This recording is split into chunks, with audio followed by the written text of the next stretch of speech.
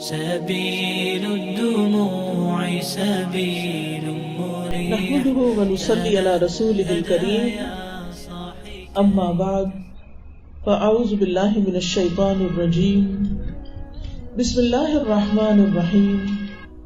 رب اشرح لي صدري ويسر لي امري واحلل عقدة من لساني يفقهوا قولي.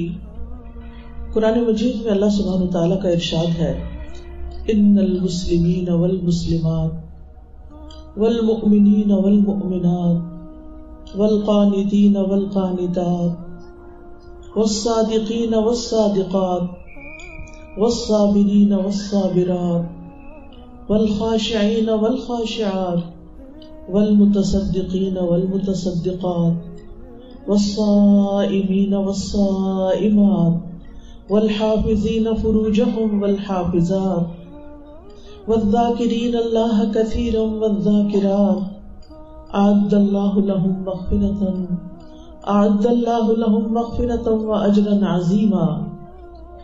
یقیناً مسلمان مرد اور عورتیں، مومن مرد اور مومن عورتیں، فرما بردار مرد اور فرما بردار عورتیں، سچ بولنے والے مرد اور سچ بولنے والی عورتیں، اور صبر کرنے والے مرد اور صبر کرنے والی عورتیں، خشوع کرنے والے مرد اور خشوع کرنے والی عورتیں، صدقہ دینے والے مرد اور صدقہ دینے والی عورتیں، روزہ رکھنے والے مرد اور روزہ رکھنے والی عورتیں، اپنی شرمگاہوں کی حفاظت کرنے والے مرد اور اپنی شرمگاہوں کی حفاظت کرنے والی عورتیں، اور اللہ کو بکثرت یاد کرنے والے مرد اور اللہ کو بکثرت یاد کرنے والی عورتیں، ان سب کے لیے اللہ نے بخشش اور بہت بڑا اجر تیار کر رکھا ہے. معزز خواتین، عام طور پر خواتین کو یہ شکایت ہوتی ہے کہ قرآن مجید میں مردوں کا بہت ذکر ہے، عورتوں کا ذکر نہیں ہے. تو اللہ سبحانہ وتعالیٰ نے یہ آیت مردوں اور عورتوں دونوں کا الگ الگ ذکر کرتے ہوئے نازل فرمائی ہے کہ دین کے احکامات میں دونوں برابر ہیں. مرد اور عورت ہونے کے حساب سے دونوں الگ الگ ہیں. مرد مرد ہے، عورت عورت ہے، ان دونوں کے درمیان کوئی مقابلہ نہیں. یہ دونوں ایک دوسرے کے لیے کمپیٹیبل رول میں ہیں، دونوں ایک دوسرے کی تکمیل کرتے ہیں، دونوں ایک دوسرے کے مددگار ہیں. قرآن مجید میں اللہ تعالیٰ فرماتے ہیں والمؤمنون والمؤمنات بعضهم اولیاء بعض، کہ ان میں سے بعض کے مددگار ہیں. یعنی جو کام مرد کر سکتا ہے وہ عورت نہیں کر سکتی، اور جو کام عورت کر سکتی ہے وہ مرد نہیں کر سکتا. اللہ تعالیٰ نے دونوں کو الگ الگ جسم دیے، الگ الگ کام دیے، الگ الگ طریقے سے سوچنے اور محسوس کرنے کی صلاحیت دی، لیکن دین کے احکامات دونوں کے لیے رکھے. اور ان میں سے جتنی صفات آپ یہاں دیکھ رہی ہیں یہ کام مردوں کے لیے بھی ہیں اور عورتوں کے لیے بھی ہیں.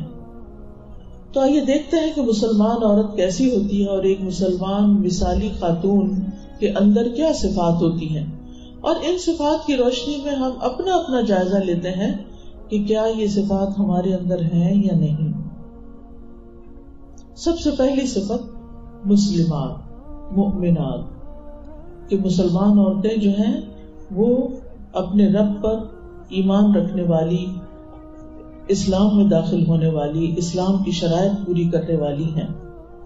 سب سے پہلی چیز جو کسی بھی انسان کے اعمال کی قبولیت کا ذریعہ بنتی ہے وہ ہے ایمان لانا. ایمان کے بغیر کوئی عمل قابل قبول نہیں. بہت سے لوگ پوچھتے ہیں وہ فلاں بڑا چیریٹی کرتا تھا، فلاں نیکی کے کام کرتا تھا، کیا اس کو کوئی اس کا اجر ملے گا؟ یہی سوال حاتب طائی کے بارے میں ہوا، یہی سوال عبداللہ بن جدعان کے بارے میں ہوا کہ وہ حاجیوں کے اوپر بہت خرچ کرتا تھا، انہیں کھلاتا پلاتا تھا اور اس کا دسترخوان بہت وسیع تھا، کیا آخرت میں اس کو کوئی اجر ملے گا؟ تو نبی صلی اللہ علیہ وسلم نے فرمایا نہیں، کیونکہ اس نے ایک دن بھی نہیں کہا رب اغفر لی خطیئتی یوم الدین، کہ اے میرے رب قیامت کے دن تو میری خطائیں معاف کر دینا. تو جو شخص آخرت پر یقین ہی نہیں رکھتا، اس نے آخرت میں جزا پانے کے لیے کوئی عمل ہی نہیں کیا، جو اپنے رب کو مانتا ہی نہیں، جو اپنے رب کی خاطر کام کرتا ہی نہیں، تو پھر اس کو رب کس بات کا اجر دے جب وہ رب کے لیے ہی نہیں کچھ ہوا۔ تو سب سے پہلا افضل ترین عمل جو ہے وہ ایمان لانا ہے۔ رسول اللہ صلی اللہ علیہ وسلم سے پوچھا گیا، ای العمل افضل، کون سا عمل سب سے افضل ہے؟ فقال ایمان باللہ ورسولہ، اللہ اور اس کے رسول پر ایمان لانا۔ تو ہم سب کے لیے ضروری ہے کہ ہم اپنے ایمان پر مسلسل کام کریں، کیونکہ جتنا مضبوط اور کامل ایمان ہوتا ہے اسی درجے کا عمل ہوتا ہے۔ اگر دیکھا جائے تو عمل کا نقص دراصل ایمان کا نقص ہوتا ہے، عمل میں کمزوری دراصل ایمان کی کمزوری ہوتی ہے۔ تو جتنا بھی انسان اپنے رب کے ساتھ اچھا تعلق رکھتا ہے، اپنے ایمان کی حفاظت کرتا ہے، اتنا ہی زیادہ اس کا عمل بہترین ہوتا ہے اور اس کو دین پر استقامت نصیب ہوتی ہے۔ ہم دیکھتے ہیں کہ ایمان والوں کے لیے اللہ سبحانہ وتعالی فرعون کی بیوی کی مثال پیش کرتے ہیں، حضرت آسیہ کی مثال۔ وَضَرَبَ اللَّهُ مَثَلًا لِلَّذِينَ آمَنُوا امْرَأَةَ فِرْعَوْنَ إِذْ قَالَتْ رَبِّ ابْنِ لِي عِندَكَ بَيْتًا فِي الْجَنَّةِ، جب اس نے دعا کی، یعنی امرأۃ فرعون نے، اے میرے رب میرے لیے اپنے پاس جنت میں گھر بنا دے، وَنَجِّنِي مِن فِرْعَوْنَ وَعَمَلِهِ وَنَجِّنِي مِنَ الْقَوْمِ الظَّالِمِينَ، مجھے فرعون اور اس کے عمل سے نجات دے اور ظالم قوم سے بھی نجات دے۔ تو ہم دیکھتے ہیں کہ حضرت آسیہ رضی اللہ تعالی عنہا جو تھی، فرعون ان پر بڑے ظلم کرتا تھا۔ جب اسے پتہ چلا کہ حضرت آسیہ مسلمان ہو گئی ہیں، ان کو بڑی آزمائش سے گزرنا پڑا۔ ابو ہریرہ کہتے ہیں رضی اللہ عنہ کہ فرعون نے اپنی بیوی کے دونوں ہاتھوں اور 2 پاؤں کے لیے 4 میخیں گاڑ دی تھی، یعنی وہ کھڑا کر کے ایک ہاتھ میں 1 کیل، دوسرے میں دوسرا، اور پاؤں میں بھی 1 کیل، یعنی 4 کیل ان کو ٹھونک دیے تھے۔ اور فرعونی ان پر ظلم کرتے تھے، ان کو تکلیفیں دیتے، تو جب وہ ان سے جدا ہوتے تو فرشتے ان پہ سایہ کر لیتے۔ تو وہ کہنے لگی، اے میرے رب میرے لیے اپنے پاس جنت میں گھر بنا دے اور مجھے فرعون اور اس کے عمل سے، یعنی یہ جو میرے اوپر ظلم کر رہا ہے، مجھے اس سے نجات دے اور مجھے ظالم لوگوں سے بھی چھٹکارا نصیب کر۔ تو اللہ سبحانہ وتعالیٰ نے پردہ ہٹا کر ان کو جنت میں ان کا گھر دکھا دیا، دنیا میں ہی دکھا دیا۔ تو یاد رکھیے، جتنی بڑی کسی پر آزمائش ہوتی ہے اتنا ہی بڑا اس کا اجر بھی ہوتا ہے، اتنا ہی بڑا صلہ بھی ہوتا ہے۔ دنیا میں بعض اوقات انسان پر طرح طرح کی مشکلات ہوتی ہیں، بعض اوقات وہ مشکلات گھر کے اندر ہی ہوتی ہیں۔ بعض شوہر فرعون سے کم نہیں ہوتے، وہ دین کی طرف نہ آتے ہیں نہ آنے دیتے ہیں، لیکن اس کا یہ مطلب نہیں کہ اگر شوہر دین کی طرف نہیں آنے دیتا تو انسان دین چھوڑ دے یا دین کا راستہ چھوڑ دے، ہرگز نہیں۔ جس کے دل میں ایمان کی حلاوت اتر جاتی ہے، جس دل کو ایمان کی مٹھاس مل جاتی ہے، وہ کسی قیمت پر پھر دین کو نہیں چھوڑتا۔ وہ گھر چھوڑ سکتا ہے، وہ دنیا کے عیش و عشرت چھوڑ سکتا ہے، وہ بہت کچھ چھوڑ سکتا ہے، لیکن وہ دین نہیں چھوڑ سکتا۔ وہ اپنے دین کی حفاظت کرتا ہے، وہ اپنے ایمان کی حفاظت کرتا ہے۔ اسی طرح ہم دیکھتے ہیں کہ حضرت مریم علیہ السلام تھی، قرآن مجید نے ان کی بھی مثال دی کہ وہ کس طرح اپنے رب کی باتوں اور اس کی کتابوں کی تصدیق کرنے والی تھی اور وہ اطاعت کرنے والوں میں سے تھی۔ یعنی جنت کی جو سردار خواتین ہیں، جو ہمارے لیے رول ماڈل ہیں، جو ہمارے لیے خوبصورت نمونہ ہیں، ان خواتین کا کردار اگر ہم اپنے سامنے رکھیں، کیونکہ ہم بھی جنت میں جانا چاہتے ہیں، ہمیں بھی یہی شوق ہے کہ ہمارا بھی آخری ٹھکانہ وہیں پر ہو، تو پھر ہمیں کام بھی تو ویسے ہی کرنے پڑیں گے نا، رب کی اطاعت کرنی ہوگی۔ تو ایک کردار حضرت آسیہ کا ہے اور دوسرا کردار حضرت مریم کا ہے۔ حضرت مریم پہ بہت بڑا الزام لگا تھا جب عیسیٰ علیہ السلام کی ولادت بغیر باپ کے ہوئی تھی اللہ کے اذن سے، اور ایک معجزہ تھا۔ اللہ تعالیٰ تو کچھ بھی کر سکتا ہے۔ وہ خاتون اللہ سے ناراض نہیں ہوئی، اللہ سے کوئی شکوہ نہیں کیا، لیکن پریشان بہت تھی کہ لوگ میرے بارے میں کیا کہیں گے، کیونکہ وہ کوئی عام عورت نہیں تھی، وہ ہیکل میں دن رات اللہ کی عبادت کرتی تھی. اور آپ کو معلوم ہے کہ جو شخص جتنا نیکی اور عبادت کی طرف ہوتا ہے، اگر اس کی طرف کوئی انگلی اٹھائے تو وہ اتنا ہی زیادہ اس کے لیے مشکل کام ہوتا ہے. لیکن کس طرح اللہ تعالیٰ نے قرآن مجید میں ان کی صفائی بیان کی اور ان کے کردار کی پاکیزگی اور عظمت، اور ان کے حق میں گواہی دی کہ اس نے اپنے رب کی باتوں کی تصدیق کی اور کتابوں کی، یعنی وہ اللہ پر ایمان لانے والی تھی اور اللہ کی کتابوں پر بھی ایمان لانے والی تھی. تو یہ بھی ایمان کا ایک جز ہوتا ہے کہ انسان اللہ پر ایمان لائے، اس کے فرشتوں پر، اس کے رسولوں پر، اس کی کتابوں پر اور آخرت کے دن پر. ان سب چیزوں پر ایمان لانا ضروری ہوتا ہے. اسی طرح آپ دیکھتے ہیں کہ بہت سی خواتین نے ہجرت کی تھی مکہ سے مدینہ کی طرف، اپنے گھر بار چھوڑے تھے، اور کس طرح انہوں نے اپنے دین کو بچایا تھا، کیونکہ مکہ میں رہتے ہوئے ان کا دین خطرے میں تھا، ان کے گھر والے انہیں دین پر عمل نہیں کرنے دیتے تھے. اور اس میں ہم دیکھتے ہیں کہ کئی خواتین اپنا گھر چھوڑ کر آئی تھی، جس کا ذکر سورۃ الممتحنہ میں آتا ہے. اور حضرت عائشہ کہتی ہیں کہ رسول اللہ صلی اللہ علیہ وسلم اپنے پاس ہجرت کر کے آنے والی مسلمان عورتوں سے اس آیت کی شرط پر امتحان لیا کرتے تھے، جس میں اللہ تعالیٰ فرماتا ہے، اے نبی، جب آپ کے پاس مومن عورتیں بیعت کرنے کے لیے آئیں کہ وہ اللہ کے ساتھ کسی کو شریک نہیں کریں گی، چوری اور بدکاری نہیں کریں گی، اپنی اولاد کو قتل نہیں کریں گی، اپنے ہاتھوں اور پاؤں کے درمیان کوئی بہتان گھڑ کے نہیں لائیں گی، اور کسی نیکی کے کام میں آپ کی نافرمانی نہیں کریں گی، تو آپ انہیں بیعت کر لیا کریں اور اللہ سے ان کے لیے بخشش کی دعا کیا کریں، بے شک اللہ بڑا بخشنے والا مہربان ہے.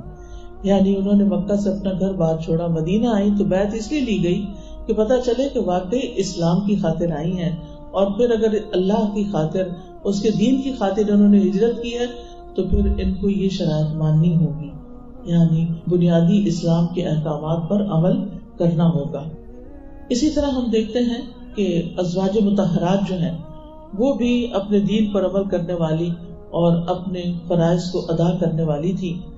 ان کو بھی حکم دیا گیا، وَقَرْنَ فِي بُيُوتِكُنَّ وَلَا تَبَرَّجْنَ تَبَرُّجَ الْجَاهِلِيَّةِ الْأُولَى وَأَقِمْنَ الصَّلَاةَ وَآتِينَ الزَّكَاةَ وَأَطِعْنَ اللَّهَ وَرَسُولَهُ، اور اپنے گھروں میں ٹکی رہو، کیونکہ ازواج مطہرات جو تھی ان کا جو سٹیٹس تھا وہ عام خواتین سے بہت بلند تھا، لہٰذا انہیں جیسے ایک پرنسس ہوتی ہے تو وہ ان کو ایک حیثیت حاصل تھی.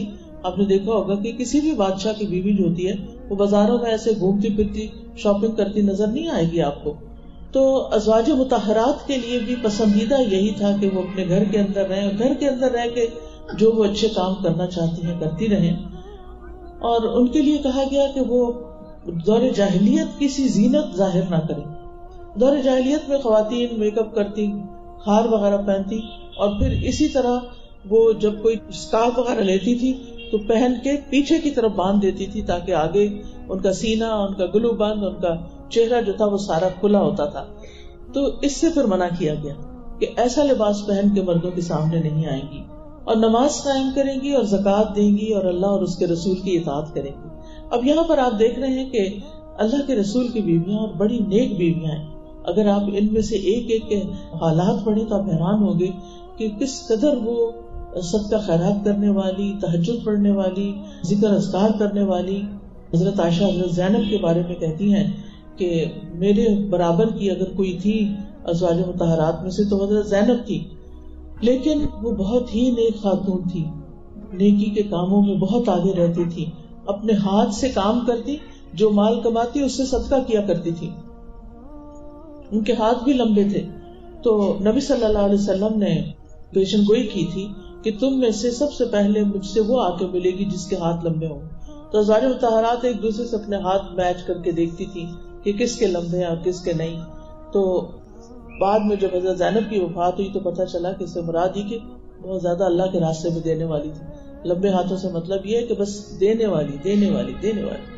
اسی طرح حضرت جویریہ کے بارے میں پتہ چلتا ہے کہ کس طرح صبح فجر کی نماز سے لے کر نبی صلی اللہ علیہ وسلم جب چاشت کے وقت گھر تشریف لائے تو جب تک مصلی پہ بیٹھے تھے، یعنی اتنی زیادہ عبادت، تہجد سے لے کے فجر سے لے کے اشراق، چاشت، اور وہ وہیں بیٹھی ہیں.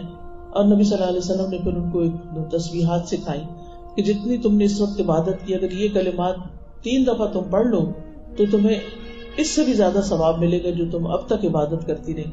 کہنے کا مطلب یہ ہے کہ ازواج مطہرات بھی اپنے دین میں، اپنے ایمان میں بہت آگے تھی، وہ بھی ہمارے لیے رول ماڈل تھی۔ اور ایک مسلمان عورت کے لیے جنت میں جانے کا جو رستہ بتایا گیا، رسول اللہ صلی اللہ علیہ وسلم نے فرمایا جو عورت 5 وقت کی نماز پڑھتی ہو، رمضان کے روزے رکھتی ہو، اپنی شرمگاہ کی حفاظت کرتی ہو، اپنے شوہر کی اطاعت کرتی ہو، اس سے کہا جائے گا جنت کے جس دروازے سے چاہو داخل ہو جائے۔ یعنی مردوں کے امتحان، مردوں کے لیے تو بہت سی اور قربانیاں کہ ان کے اوپر نان نفقہ فرض ہے، انہیں کمانا ہے، بیوی بچوں کو کھلانا ہے، پھر ان کے اوپر ہجرت اور جہاد اور بہت ساری اور ان کے اوپر یعنی کہ ذمہ داریاں ہیں جو اسلام کے اعتبار سے، مسجد میں 5 وقت نماز کے لیے جانا، عورت کو ان ساری باتوں سے رخصت دے دی گئی۔ نہ اس پر جہاد فرض ہے، نہ اس پر ہجرت فرض ہے، نہ اس پر مسجد جانا فرض ہے۔ ہاں اس کی چوائس ہے، آپ دیکھتے ہیں خواتین نے ہجرت بھی کی، خواتین نے جہاد میں بھی حصہ لیا، نبی صلی اللہ علیہ وسلم کے ساتھ جایا کرتی تھی جنگوں وغیرہ میں، سب نہیں جاتے۔ پھر اسی طرح ازواج مطہرات جو ہیں انہوں نے تعلیم و تدریس کا کام بھی کیا، انہوں نے صدقہ خیرات کا کام بھی کیا، یہ بہت سے اور کام بھی کیے۔ لیکن اس کے ساتھ ساتھ عورت کا جو جہاد ہے اصل میں وہ ہے شوہر کے ساتھ اچھا سلوک کرنا، کیونکہ مردوں کی نفسیات میں فرق ہوتا ہے عورتوں کے نسبت۔ شادی سے پہلے عام طور پر بچیاں اپنی بہنوں کے ساتھ یا سہیلیوں کے ساتھ زیادہ وقت گزارتی ہیں خواتین کے اندر، تو خواتین کے اندر ایک قدرتی طور پر ایک افیکشن ہوتی ہے، ایک محبت ہوتی ہے، ان کے سینے میں اللہ نے بچے کے لیے جو محبت رکھی ہے وہ ایسی محبت ہے کہ پھر وہ کسی کے لیے بھی وہ محبت جلدی باہر آ جاتی ہے۔ تو آپ دیکھیے کہ یہاں پر جو حضرت اسماء بنت امیس نے نبی صلی اللہ علیہ وسلم سے سوال کیا تھا کہ مرد حضرات حج بھی کرتے ہیں، جہاد بھی کرتے ہیں، جمعے پڑھتے ہیں، مسجد جاتے ہیں، تو ہم تو یہ سب کچھ نہیں کر سکتے، تو اس پر عورت کا جہاد کیا بتایا گیا؟ ایک تو حج بتایا گیا، اسی طرح عورت کے لیے کیا بتایا گیا کہ جو اپنے 5 وقت کی نماز پڑھے اور روزے رکھے، اپنی عزت و عصمت کی حفاظت کرے، اپنے شوہر کی بات مانے، اس سے کہا جائے گا جنت کے جس دروازے سے چاہو داخل ہو۔ یعنی ان کو گھر بیٹھ کے بھی یہ سارا اجر مل جائے گا جو مردوں کو باہر مشقت کر کے ملتا ہے۔ لیکن اس میں ایک بات یاد رہے شوہر کی اطاعت میں کہ جو جائز اطاعت ہو، جو معروف میں ہو، جو اللہ کے حکم سے ٹکراتی نہ ہو، کیونکہ بعض اوقات خواتین یہ کہتی ہیں کہ شوہر نہیں چاہتے کہ ہم سر ڈھانکیں، شوہر نہیں چاہتے کہ ہم یہ کام کریں، شوہر وہ نہیں چاہتے، یعنی شوہر دین پر عمل نہیں کرنے دینا چاہتے، تو اس میں پیار سے محبت سے ان کو منایا جائے کہ یہ اللہ کا حکم ہے، اور اللہ کا حکم جو ہے وہ شوہر کے حکم سے بڑا ہوتا ہے، اس لیے جہاں اللہ کا حکم آ جائے وہاں کسی اور کا حکم لازم نہیں رہتا۔ پھر اسی طرح ایک مثالی مسلمان خاتون جو ہے وہ اپنی عبادات کے ساتھ ساتھ اپنے ذکر اذکار کی پابندی بھی کرتی ہیں، اور خاص طور پر اپنے فرائض کی پابندی جیسے زکوٰۃ ادا کرنا، حج کرنا اور نیک اعمال کو کثرت سے کرنے کی حرص رکھنا۔ قرآن مجید میں اللہ تعالیٰ فرماتے ہیں وَمَنْ عَمِلَ صَالِحًا مِّن ذَكَرٍ أَوْ أُنثَىٰ وَهُوَ مُؤْمِنٌ فَأُولَٰئِكَ يَدْخُلُونَ الْجَنَّةَ يُرْزَقُونَ فِيهَا بِغَيْرِ حِسَابٍ۔ جو شخص برائی کرے گا اسے اتنا ہی بدلہ دیا جائے گا، یعنی ظلم نہیں کیا جائے گا کسی پر، اور جو نیک عمل کرے گا خواہ وہ مرد ہو یا عورت ہو بشرطے کہ وہ مومن ہو، تو ایسے لوگ جنت میں داخل ہوں گے اور وہاں ان کو بے حساب رزق دیا جائے گا۔ بے حساب رزق یعنی عمل صالح کا نتیجہ کیا ہے کہ جنت میں جا کر پھر جو چاہیں گے ان کو مل جائے گا۔ پھر ایک مسلمان عورت کے لیے یہ بھی لازم ہے کہ اپنے رب پر بھروسہ کرنے والی ہو۔ رب پر بھروسہ کرنے کا مطلب کیا ہے؟ اس کے لیے ایک مثال ہے آپ کے سامنے، اور وہ ہے حضرت ابراہیم علیہ السلام کی زوجہ محترمہ حضرت ہاجر۔ جب ابراہیم علیہ السلام حضرت ہاجرہ کو مکہ کی بے آب و گیا وادی میں چھوڑ رہے تھے، جہاں نہ پانی تھا، نہ سبزہ تھا، نہ کوئی انسان تھا، نہ کوئی جانور، کیونکہ پانی نہیں تھا تو لائف کیسے ہو سکتی تھی؟ تو حضرت ہاجرہ پوچھتی ہیں یا ابراہیم این تذهب، ابراہیم آپ کہاں جا رہے ہیں؟ تترکنا بہذا الوادی، آپ ہمیں اس وادی میں چھوڑ کے جا رہے ہیں؟ الذی لیس فیہ انس ولا شیء، جس میں نہ کوئی انسان ہے نہ کوئی چیز ہے. فقالت لہ مرارا، یہ بات انہوں نے کئی بار ریپیٹ کی. وجعل لا یلتفت الیہا، اور ابراہیم علیہ السلام ان کی طرف دیکھ بھی نہیں رہے تھے، کیونکہ انہیں پتا تھا ظاہر بیوی سے محبت ہوگی کہ میں دیکھوں گا تو میرا دل پسیج جائے گا، میرا اندر کمزور پڑ جائے گا. فقالت له ذلك مرارا لا يلتفت الیہا فقالت له اللہ الذی امرک بہذا، کیا یہ اللہ ہے جس نے تمہیں ایسا کرنے کا حکم دیا ہے؟ قال نعم، تو ابراہیم علیہ السلام نے کہا. قال، کہنے لگی، اذن لا یضیعنا، پھر تو اللہ ہمیں کبھی بھی ضائع نہیں کرے گا. ثم رجعت، پھر وہ واپس چلی گئی، کیونکہ وہ جا رہے تھے، وہ ساتھ ساتھ جا رہی تھی. آپ کہاں جا رہے ہیں، ہمیں کہاں چھوڑ رہے ہیں؟ امیجن کریں، مکہ تو چھوڑیں، آپ اپنے اس شہر میں دیکھیں کہ اگر کوئی آپ کو صحرا میں جا کے چھوڑ دے جہاں کچھ بھی نہ ہو، ہم جیسے تو رو رو کے مر جائیں. وہیں کتنا بڑا حوصلہ کیا اس خاتون نے، صرف اللہ کے بھروسے پر. اللہ کا حکم ہے، اگر اللہ کا حکم ہے تو اللہ تعالیٰ ضائع نہیں کرے گا. یہ یقین ہم میں سے ہر خاتون کے اندر ہونا چاہیے کہ اگر میں اللہ کی اطاعت کر رہی ہوں تو اللہ تعالیٰ مجھے ضائع نہیں کرے گا. اگر میں اللہ کی فرما بردار ہوں تو اللہ تعالیٰ ضرور میری مدد کرے گا، مجھے تنہا نہیں چھوڑے گا. تو فکر اس بات کی کرنی چاہیے کہ ہم اللہ تعالیٰ کے کتنے اطاعت گزار ہیں. نقصان اللہ کی نافرمانی میں ہے، نقصان اللہ کی فرما برداری میں نہیں ہے. ہاں، وقتی طور پر کچھ مشکل ہو سکتی ہے، کوئی نقصان تھوڑا بہت ہو سکتا ہے، لیکن آپ خود سوچئے کہ وہ اس لیے ہوتا ہے کہ اللہ تعالیٰ اس کے بدلے میں ایک بڑا ریوارڈ ہمیں دے، بڑا اجر عطا کرے، اور آزما کر دیکھے کہ ہم کرتے کیا ہیں. پھر آپ دیکھیے کہ ہوتا ہے کیا. ابراہیم علیہ السلام چلے جاتے ہیں، پیچھے حضرت ہاجرہ حضرت اسماعیل کے ساتھ اکیلی ہیں. اسماعیل ابھی دودھ پیتے بچے ہیں، وہ ان کو دودھ پلاتی رہتی ہیں، اور ایک تھیلی میں تھوڑا سا پانی تھا. وہ مشق ہوتی ہے نا ان کے پاس، بس وہ مشق تھا، پانی پیتی تھی اور اس کو دودھ پلاتی تھی. آخر مشق ختم ہو گئی، پانی ختم ہو گیا، دودھ ختم ہو گیا. ذرا ماں پانی پیے یا کچھ کھائے پیے تو دودھ بنتا ہے، خوراک سے دودھ بنتا ہے، خوراک تو تھی نہیں. اب کیا ہوتا ہے آپ سب جانتے ہیں کیسے اللہ کی مدد آتی ہے. اللہ تعالیٰ دکھاتا ہے نا اپنا آپ کہ دیکھو میں کہاں سے دیتا ہوں. وَيَرْزُقْهُ مِنْ حَيْثُ لَا يَحْتَسِبُ، اللہ وہاں سے رزق دیتا ہے جہاں سے وہ سوچ بھی نہیں سکتا، اس کا خیال بھی نہیں جاتا. اور واقعی ایسے ہوا. کس طرح وہ پانی کی تلاش میں نکلی بچے کے لیے، وہ بھاگ رہی تھی، دوڑ رہی تھی، آ رہی تھی، جا رہی تھی، کہ اچانک آواز آئی، اور پھر حضرت اسماعیل کے پاؤں تلے سے چشمہ پھوٹ پڑا. حضرت جبریل علیہ السلام نے ایک پر کے ٹپ سے زمین سے چشمہ نکال دیا، اور وہ چشمہ آج تک جاری. آپ میں سے ہر ایک نے اس چشمے سے پانی پیا ہو. دنیا کا کوئی چشمہ ایسا نہیں جس سے اتنے لوگوں نے پانی پیا، اس چشمے سے سب سیراب. وہ جگہ جہاں پانی نہیں تھا وہاں سے ایسا پانی نکلا کہ کروڑوں اربوں کو سیراب کر گیا. یہ صرف آزمائش بڑی تھی نا، اجر بھی بڑا. جتنا بڑا جس کا امتحان ہوتا ہے اس کے لیے اجر بھی اتنا ہی بڑا ہوتا ہے. اس لیے انسان کو کبھی بھی اللہ کی رحمت سے مایوس نہیں ہونا چاہیے. رزق کے معاملے میں اللہ پر بھروسہ کرے، اور اس میں مسلمان عورت کا بہت بڑا کردار ہوتا ہے، کیونکہ عورت ہی ہے جو اپنے شوہر کو حلال کمانے پہ اکساتی، عورت ہی ہے جو اس کو حرام سے روکتی، عورت ہی ہے جو گھر کے خرچے کو اتنے اچھے طریقے سے چلاتی ہے کہ تھوڑے سے تھوڑے میں بھی گزارا کرنا چاہتی. کیونکہ جب عورتوں کے تقاضے بڑھتے ہیں تو پھر مرد حرام کاموں کی طرف جاتے ہیں. پھر اسی طرح مسلمان مثالی خاتون جو ہوتی ہے اس کی کچھ اور صفات بھی ہوتی ہیں، جن میں سے ایک شرم و حیا ہے.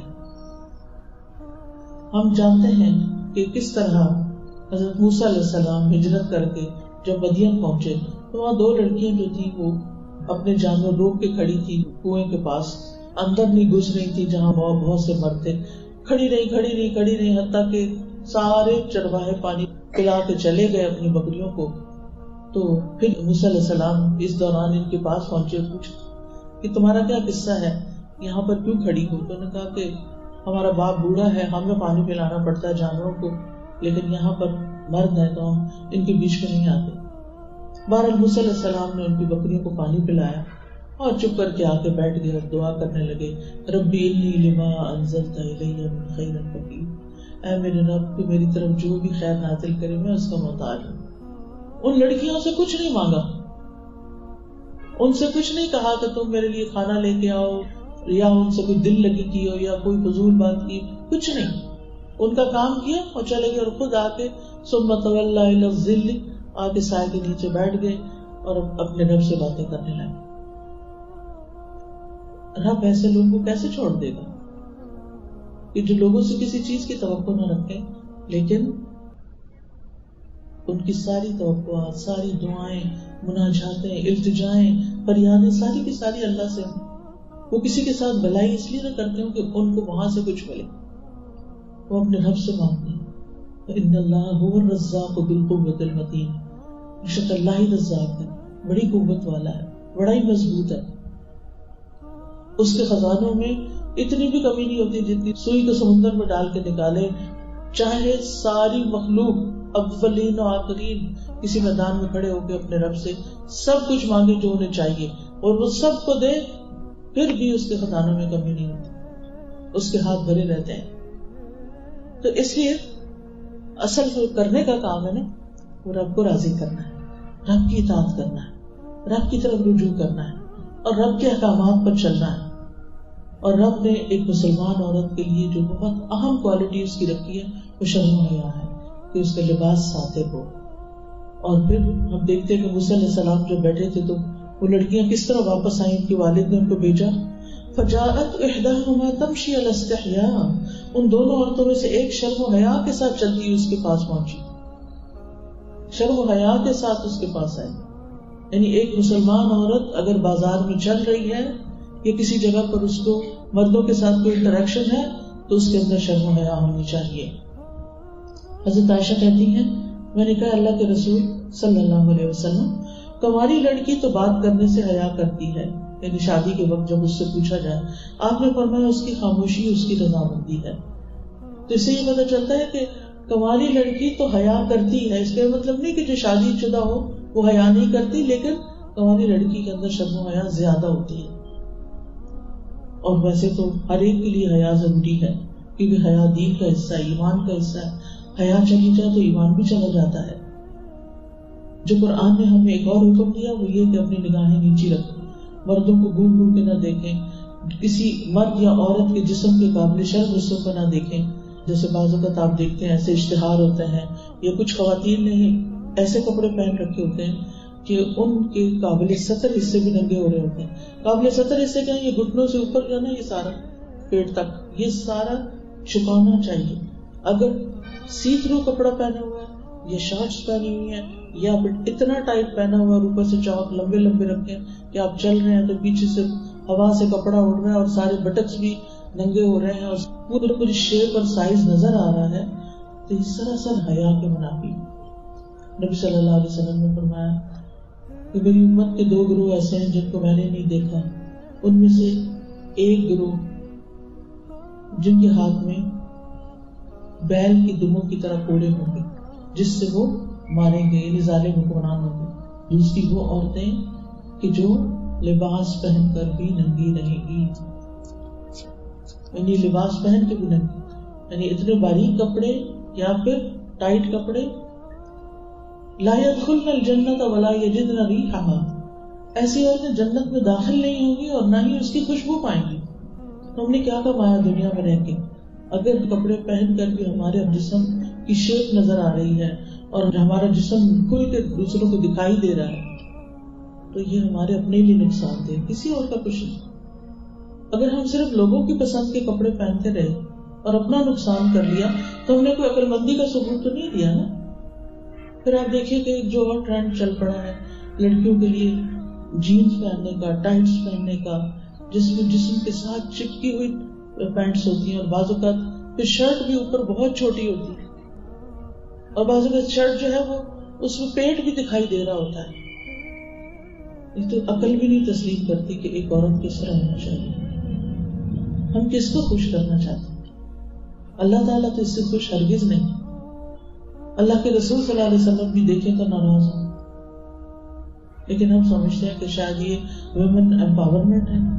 نہیں، یہ امپاورمنٹ نہیں ہے، یہ تو ویکنس ہے کہ ہمارے پاس اگر اور کوئی صلاحیت نہیں تو ہم ننگا ہو کے دوسروں کو اپنی طرف اٹریکٹ کریں. ہرگز نہیں. پھر اسی طرح نظروں کی حفاظت ضروری ہے.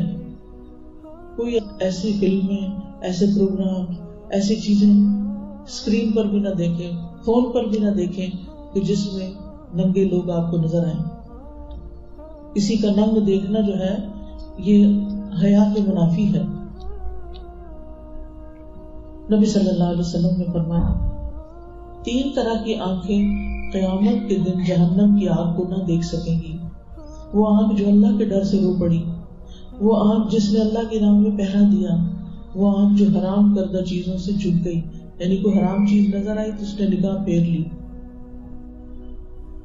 پھر اسی طرح یہ کہ ہمیں اپنے سطر کی حفاظت کرنی ہے.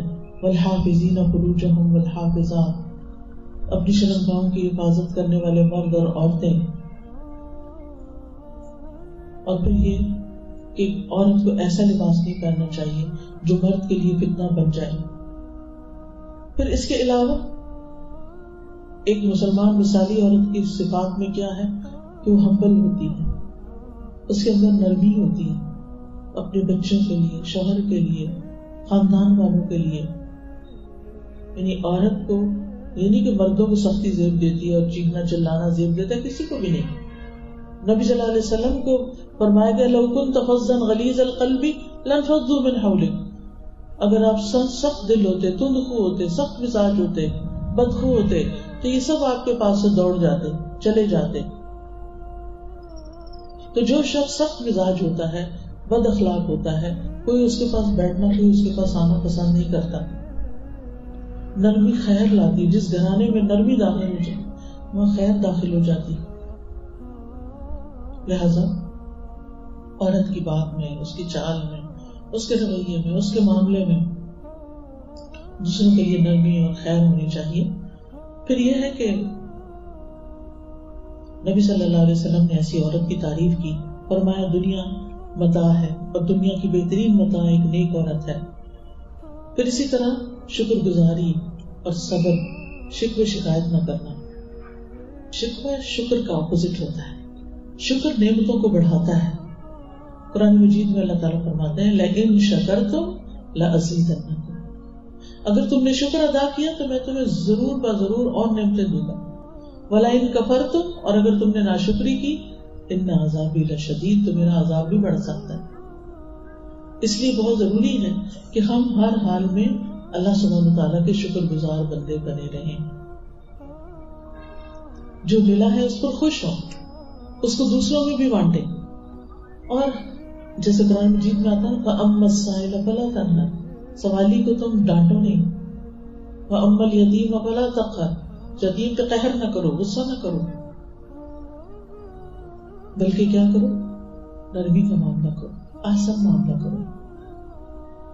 اس میں ہم دیکھتے ہیں کہ جو لوگ شکوے شکایتیں کرتے ہیں اور شکر نہیں کرتے، ان کی نعمتیں کس طرح چلی جاتی ہیں. اس کی مثال حضرت اسماعیل علیہ السلام کی بیوی ہے. اسماعیل علیہ السلام کی شادی کے بعد ابراہیم علیہ السلام اپنے خاندان کو دیکھنے کے لیے آئے. وہ گھر پہ نہیں تھے. پھر کچھ دن کے بعد آئے تو گھر پہ نہیں تھے. آپ نے ان کی بیوی سے ان کے بارے میں پوچھا تو انہوں نے کہا وہ ہمارے لیے کچھ کھانا پینا لینے گئے ہیں.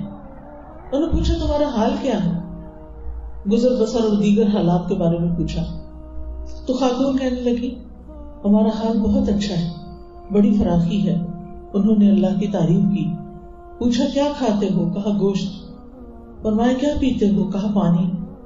تو انہوں نے دعا کی اللہ ان کے گوشت اور پانی میں برکت نازل فرما دے. نبی صلی اللہ علیہ وسلم نے فرمایا ان دنوں اناج نہیں ملا کرتا تھا، کبھی انہوں نے روٹی نہیں کھائی تھی. آج ہمیں روٹی نہ ملے تو ہمیں لگتا ہے ہماری بھوک ہی نہیں ختم ہوئی. آپ کا کہنے کا مطلب یہ تھا کہ اگر اناج ہوتا تو آپ اس کی بھی برکت کی دعا کر دیتے. آپ نے فرمایا اہل مکہ کے علاوہ جو بھی ان 2 چیزوں پر ہمیشگی کرے گا یہ چیزیں اس سے موافق نہیں آئیں گی. یعنی اگر کوئی شخص گوشت پانی پہ جینا چاہے مکہ والوں کے علاوہ تو نہیں جی سکتا، بیمار ہو جائے گا. لیکن مکہ میں رہتے ہوئے مکہ والوں کے لیے یہ 2 چیزیں نعمت ہیں، کیونکہ حضرت ابراہیم نے ان کے لیے برکت کی دعا کی تھی. تو حضرت ابراہیم جانے لگے اور کہنے لگے کہ جب تمہارے شوہر واپس آئیں تو ان سے میرا سلام کہہ دینا اور کہنا کہ اپنے دروازے کی چوکھٹ باقی رکھیں. تمہارا مسلمان خاتون جو ہوتی ہے وہ شکر گزار ہوتی ہے اپنے والدین کی بھی، کیونکہ قرآن مجید میں اللہ تعالیٰ نے خاص حکم دیا ہے انشکر لی ولوالدیک، میرا شکر ادا کرو اور اپنے والدین کا شکریہ ادا کرو. خاص حکم ہے. تو اس لیے اللہ تعالیٰ کے شکر کے علاوہ ہم میں سے ہر ایک کو کس کا شکر ادا کرنا چاہیے؟ اللہ کے علاوہ کس کا شکر؟ اپنے والدین. انشکر لی ولوالدیک. تیسری ہستی جس کا خاص شکر ادا کرنا چاہیے وہ شوہر ہے، کیونکہ وہ بیوی کو کما کے لا کے دیتا ہے، اس کے لیے تھکتا ہے، تکلیف اٹھاتا ہے، محنت کرتا ہے. تو اس لیے جو بھی شکر گزار ہوگا اللہ تعالیٰ کا وعدہ ہے کہ وہ اس کی نعمتوں میں اضافہ فرمائے گا. پھر اسی طرح صبر. زندگی کے بہت سے معاملات ایسے ہوتے ہیں جن میں صبر کی ضرورت ہوتی ہے، اور صبر کرتے کرتے انسان کو بعض اوقات یہ فیلنگ ہونے لگتی کہ اب اس کے بعد صبر نہیں ہو سکتا. نہیں، صبر تو زندگی کے آخری مرحلے تک ہونا چاہیے. وَاعْبُدْ رَبَّكَ حَتَّىٰ يَأْتِيَكَ الْيَقِينُ. موت آنے تک انسان اپنے رب کی عبادت کرتا ہے. عبادت ایک تو ریچول ہوتا ہے، اور عبادت اس کے علاوہ اللہ کی ہر بات ماننا عبادت ہے. پھر مسلمان خاتون جو ہے وہ صدقہ کرنے والی ہوتی ہے. حضرت عبداللہ بن زبیر کہتے ہیں میں نے کہا حضرت عائشہ اور حضرت اسماء رضی اللہ عنہ سے زیادہ سخی عورتیں نہیں تھیں. ان دونوں کی سخاوت کا انداز مختلف تھا. حضرت عائشہ ذرا ذرا جمع کیا کرتی تھی، جب کچھ جمع ہو جاتا تو پھر دیتی صدقے میں، اور حضرت اسماء کل کے لیے نہیں رکھتی تھی، جو آتا ساتھ ساتھ دیے چلے جاتی تھی. پھر اسی طرح ایک اور اچھی عادت اپنی ذات پر دوسروں کو ترجیح دینا. جیسا کہ آپ جانتے ہیں کہ مدینہ میں کوئی باقاعدہ ہوٹل نہیں تھا، کوئی کھانے پینے کا انتظام نہیں تھا، کوئی ریسٹورینٹس نہیں تھے، کوئی ایسی دکانیں نہیں تھی جو ہمارے یہاں برمار ہو گئی ہے. تو جب کوئی مہمان آتا تھا اور دوسری جگہ سے آتا تھا تو اس کا کوئی گھر تو نہیں ہوتا تھا، اور بازار سے بھی کھانا نہیں ملتا تھا، تو کوئی نہ کوئی اس کو اپنے گھر میں رکھتا. نبی صلی اللہ علیہ وسلم جو مدینہ کی ریاست کے ایک طرح سے کہنا چاہیے خلیفہ بنے یا بادشاہ بنے، تو اس وقت یعنی مدینہ میں یعنی باقاعدہ کوئی ایسا انتظام نہیں تھا کہ مہمان خانہ ہو یا ریسٹورانٹ ہو یا ہوٹل ہو یا بازاروں میں کھانا ملتا ہو. تو جو کوئی مہمان آتا تھا وہ جو آپ کے گھر ٹھہر جاتا یا صحابہ میں سے کوئی لے جاتا آپ کے کہنے پر. تو ایسے ہی ایک مہمان آیا اور آپ نے جہاں سے پتا کیا کہیں کچھ نہیں ملا، تو ایک انصاری کہنے لگے کہ میں لے جاتا ہوں. جب وہ گھر لے گئے تو کیا ہوا، گھر میں بس اتنا ہی کھانا تھا کہ خود کھائیں مہمان کو پلانا. تو انہوں نے چراغ بجھا دیا اور کھانا مہمان کو پلا دیا، اور خود اس طرح ظاہر کیا جیسے خود بھی کھا رہے ہیں.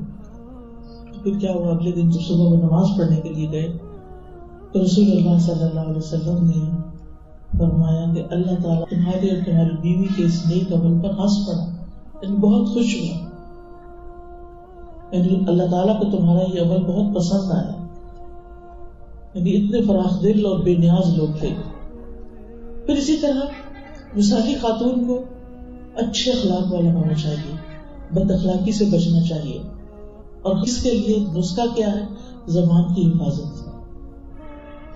زبان کی حفاظت یعنی زبان سے کوئی ایسی بات نہ نکلے جو دوسرے کو ہرٹ کر جائے، زبان سے کوئی ایسی بات نہ نکلے جو اللہ تعالیٰ کو ناپسند ہو، زبان سے کوئی ایسی بات نہ نکلے جس پر کل معذرت پیش کرنی پڑے. یعنی کسی کو زبان سے تکلیف نہ دی جائے. ابو ہریرہ رضی اللہ عنہ کہتے ہیں کہ ایک آدمی نے عرض کیا یا رسول اللہ فلاں عورت کثرت سے نماز روزہ اور صدقہ کرنے میں مشہور ہے، لیکن وہ اپنی زبان سے پڑوسیوں کو تکلیف دیتی ہے، آپ نے فرمایا وہ جہنمی ہے۔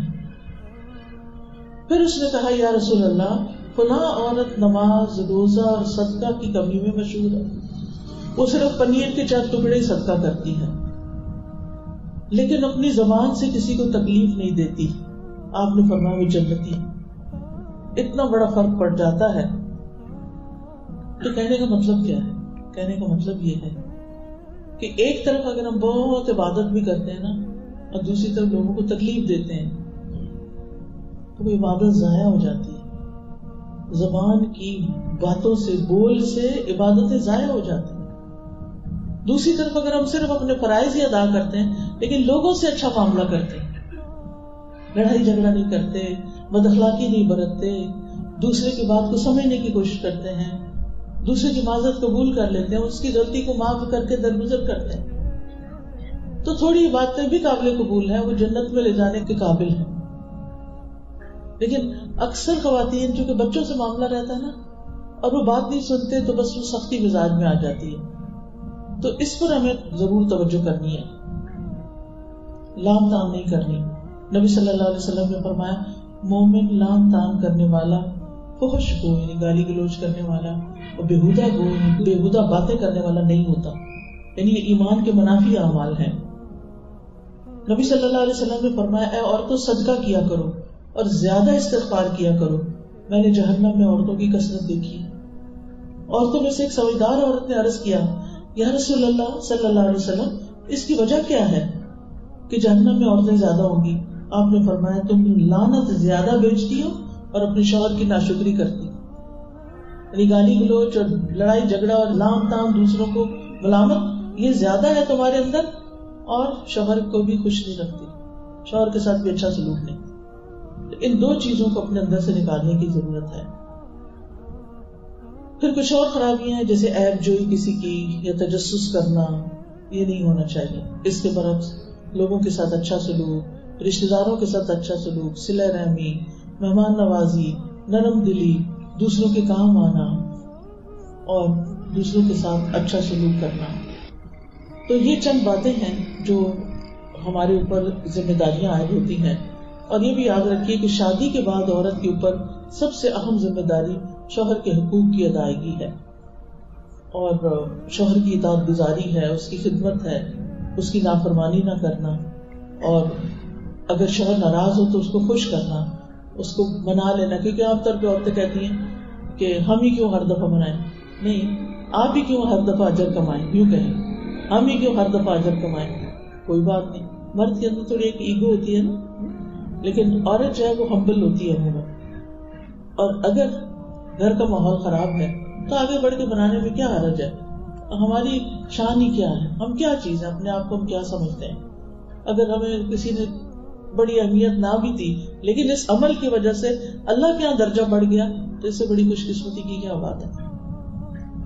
پھر اسی طرح ہمارے اوپر ذمہ داری ہے بچوں کی تربیت کی بھی، اور ذمہ داری ہے شوہر کے ساتھ تعاون کی بھی، اس کی شکر گزاری کی، اور اس کے مال کی حفاظت بھی، اور اس پر بچوں پر خرچ کرنے کی بھی اگر شوہر کے پاس کوئی کام کاج نہ ہو۔